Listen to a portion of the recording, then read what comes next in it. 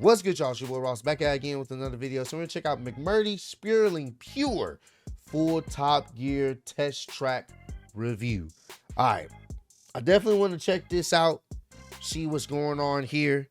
From the thumbnail alone, let me show y'all. Let me show y'all this. From the thumbnail alone, just so y'all can see if it pops up the thumbnail. Right here. 0 to 60 in 1.38 seconds. As soon as I saw that thumbnail, I was like, you know what?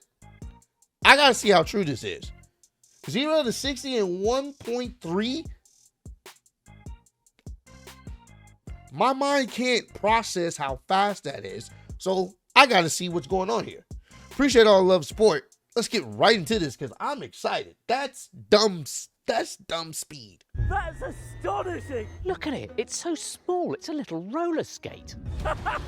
It's not scary, it's cute. I could put it in my pocket. It sounds like a jet. Look at its little bubble cockpit and stubby little aerial. Wow!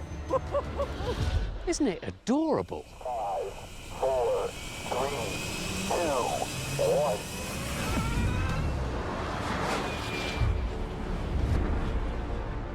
You know what this is, what it can do. You'll have seen it ripping up the Goodwood Hill like it's on fast forward.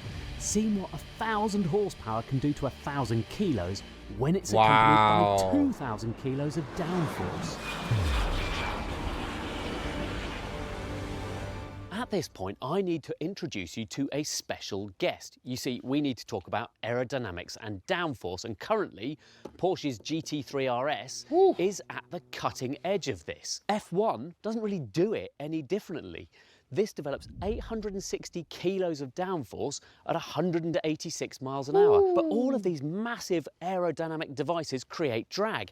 This doesn't actually accelerate very fast. But look over here. Look at the McMurtry Spearling and how tiny it is alongside the Porsche. Yeah. And yet this develops 2,000 kilos of downforce standing still. It's basically a giant vacuum cleaner, and it uses fans to suck itself to the ground. But it's not the first fan-assisted car. Gordon Murray has a habit of putting them on his. Brabham BT46B, McLaren F1, GMA T50. What they offer is downforce without the penalty of drag. That, as far as aerodynamics is concerned, is the holy grail. McMurtry has drawn inspiration from all of that, but then thrown away the rule book. You see, this is not a race car, and yet it's probably faster than any of them. This particular car, in fact, which is the current Goodwood Hill Climb record holder. And I can't see anything beating its time of 39.08 seconds anytime soon, except possibly this, which is a development of that, and potentially even faster. However, this is not the final production version. When that comes out, it will have a slightly longer wheelbase to create room for a bigger 100 kilowatt hour battery and storage for your helmet and overalls. That'll also be a little heavier, probably 1,200 kilos, most of which will be the bigger battery. But let's have a good poke around it, just not too much of a poke, because with 16 patents granted and more in the pipeline, it's all a bit confidential. I've had a bit of a peer underneath, and there seems to be some sort of flexible skirt that rides along the ground. It's about the rough scale and dimension of the driver. It's in the middle of the car. Tubes from there then run up through this flank to the fans themselves, which are actually based in here. And the air is then forced out the back through these flaps. Now, while I'm around here, let me show you a couple of other bits and pieces. These fans here are not the suction fans. They are just cooling fans for the rest of the car. Couple of other bits though. Look, that's the charge port behind there. And this is part of the F1 style crash structure. There is conventional downforce too, the rear wing mainly there to move the centre of balance rearwards, meaning friendly understeer at the limit rather than scary oversteer. Compared with the first generation car, it's wider, has more stance and attitude, helped by slick tyres each 60mm wider than before. Sheesh. There's a 500 horsepower electric motor for each rear wheel. Wow. Inside there's space for one, and it's tiny. Lots of padding, including LMP1 safety plinths either side of your head. Getting in and out ain't easy, but once you're strapped in, ideally with someone's help, you feel secure and cocooned, and the view out is bright and expansive. So what's it going to be like? Well, potentially quite head-scrambling, I reckon, but also quite reassuring, because the problem when I drive cars with conventional downforce is working out where the grip levels are. But here, the promise is 3G of cornering force no matter what the corner. The team has said that if I spin, all I should do is nail the brakes as hard as I can and it'll stop in a couple of car lengths. Spin? I'm worried I'm not going to get close to it. Right, so here we are on board the McMurtry Spearling. Wow. Well, firstly, the vision out of it is just amazing. Although it's tiny, it's tight in here, it feels like you've got a really good field of vision. Anyway, so we're going to build up to it. And just so I get myself bedded in, I'm just going to go straight down the runway and do a bit of slalom just to see what it feels like. On All right. So that's fan at 17. Oh my word, that is... As quickly as you can turn the steering wheel, that is astonishing. Damn, look how it's moving. Wow. Oh my god, that's not difficult, that's just entertaining. Damn. Wow. Right, let's get into it. Rotary switches on the steering allow me to adjust the motor power and fan speed. The idea being that the car can mimic the speed and grip of various race series. Beginner level is equivalent to GT3, with the fans running about 13,000 RPM. Up that a couple of notches and you have LMP1 performance. Top level with 1,000 horsepower and the fans running at 23,000, the McMurtry is reckoned to be as fast as an F1 car. So let's ramp up through them. Wish me luck. Good luck, my boy. So I'm running about 500 horsepower. They've basically said it's sort of GT3 mode at the moment. Oh, I'm loving it. Absolutely loving it. Oh, I don't know what G-force I'm pulling. I don't particularly care. It's not in maximum mode. It's still amazing. Uh-oh. Right, we're going up through the mode. So we've gone from GT car to LMP1 type grip. Okay, now at 21,000 on the fans. Oh my word. When do you ever talk about that as a thing? Wowee! It just doesn't slow down. That's the most amazing thing about it. I mean, your head gets rattled around. Maybe I should try and press it back harder. That's incredible. All right. He's upped it up. Right, going to maximum fans for F1 grip. Oh my word, you feel it. That's extraordinary. Wowee! Hold on. I'm coming. This is amazing. God damn. Oh, it's such a wild ride. Roller coasters have got nothing on this. I've got my own personal one. There's so much more movement in the car with them off. Right, I've got used to it a bit now. Shall we go GT3 RS baiting?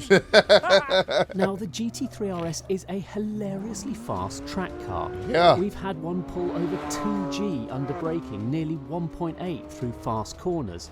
It's the pinnacle of road-legal track cars. But look how much faster the McMurtry is through Chicago. And as for Hammerhead, the Spearling just drove straight round the outside. Okay, so that's what the Spearling can do to a GT3 RS around corners. Shall we see what it can do to it in a straight line? And for this we're going to use the silver car. Why? Because driving two McMurtrys is better than one. So let's just see how fast this thing is. And to do that, we are going to do a drag race. And I am in not the blue car, but the original car, the silver car, because this is the car that holds the Goodwood hill climb record. It is probably one of the fastest accelerating cars on Earth. And we're going to go and see just how fast that is. All right. 3, 2, 1, go. Damn. Damn. Hilarious.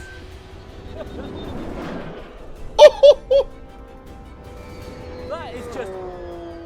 I now know what it feels like to be in a space shuttle. My word, that is amazing. That wasn't even fair, bro. He was just gone. Just gone. Against a GT3 RS. Just gone. Gone. This thing accelerates like a flicked pea.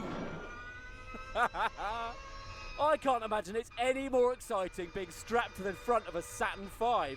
That is remarkable. Here's just how fast the Spearling is.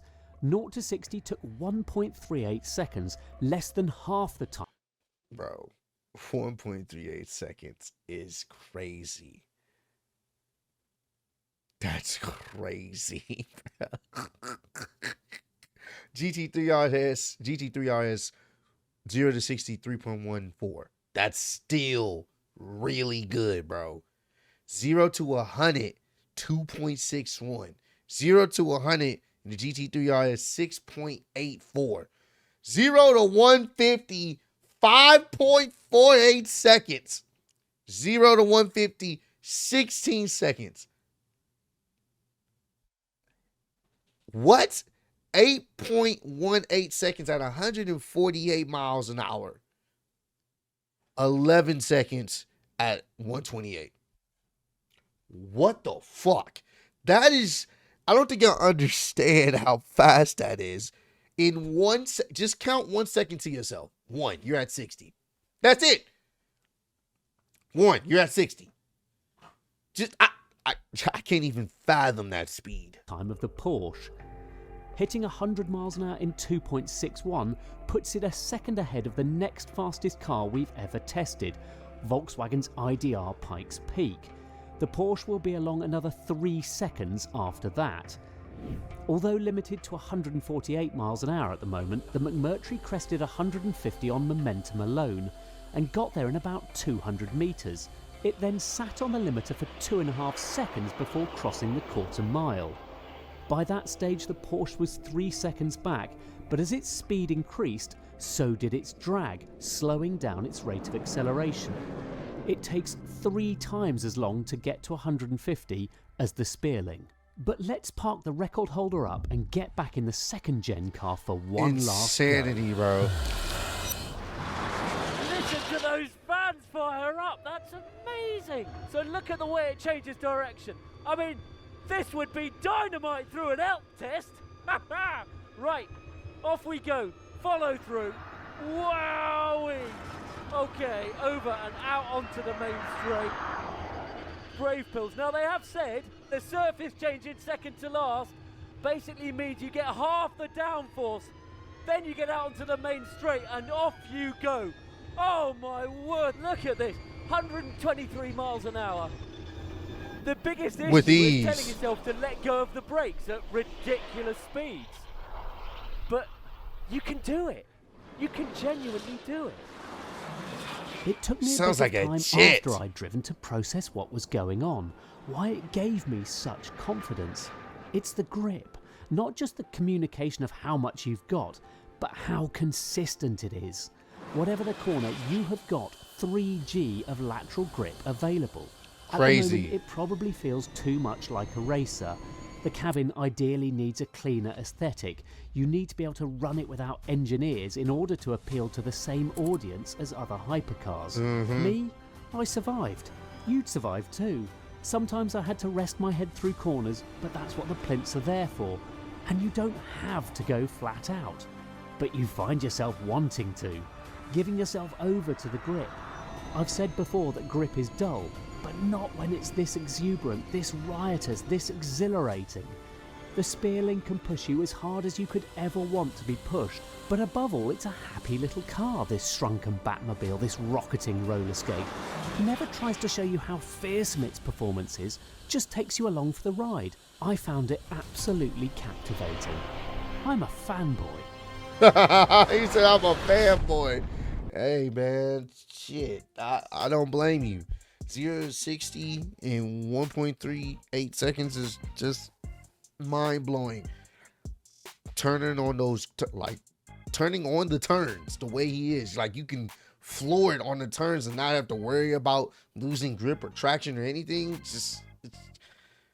It's crazy how far car engineering has come over the years and where we're heading to in the future. That's insanity. Comment down below. Let me know if you guys enjoyed this video and what other car related videos y'all want me to check out, I definitely will. But I appreciate all love, support. Road to 150K. Appreciate y'all kicking it with me. See you next one. Peace.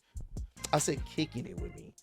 I do this all the time. I get my channels confused. Y'all know what I meant. Y'all know what I meant.